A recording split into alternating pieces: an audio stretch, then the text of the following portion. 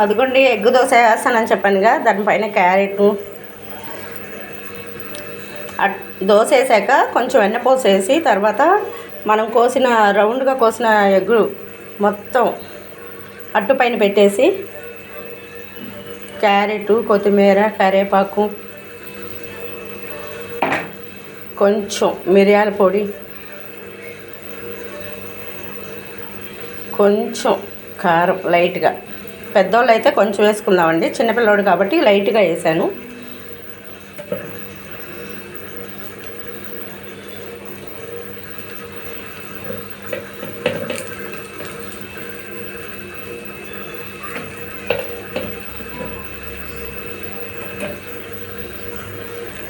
Already ఎన్నపోసి వేసాను కాబట్టి oil వద్దండి, వేసుకోవాలనుకున్న వాళ్ళు వేసుకోవచ్చు, ఆయిల్ ఏం కాదు. నేను ఎన్నపోసి వేసాను కాబట్టి వేయలేదు. ఇదేనండి egg boil egg dosa. Egg dosa కాకుండా ఇలా కూడా ట్రై చేయండి, బాగుంటుంది. ఒకసారి ట్రై చేసి చూడండి.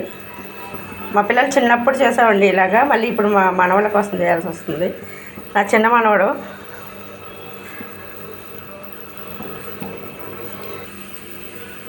ఇదిగోండి, ఈ కలర్ వచ్చేసాక ఇంకా మనం తీసేసుకుందాము. నేను ఆల్రెడీ తిరిగేసాను కూడా, తిరిగేసినా కూడా ఇంక ఇలాగే కాలింది చూసారా. ఇంక ఇలా వచ్చినప్పుడు ఇంకా తీసేద్దాం మనం.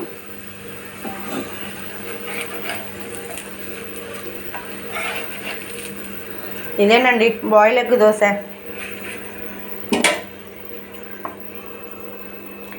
టమాటా సాస్ వేసానండి పిల్లోడికి. బాయిల్ ఎగ్ దోశ ఒకసారి ట్రై చేయండి.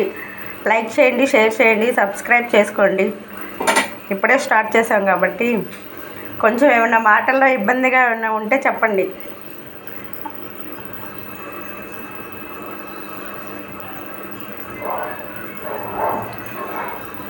ఇదిగోండి, ఇప్పుడు ఇవి పిల్లలకి కోసి ఇచ్చామంటే తింటారండి వాళ్ళే.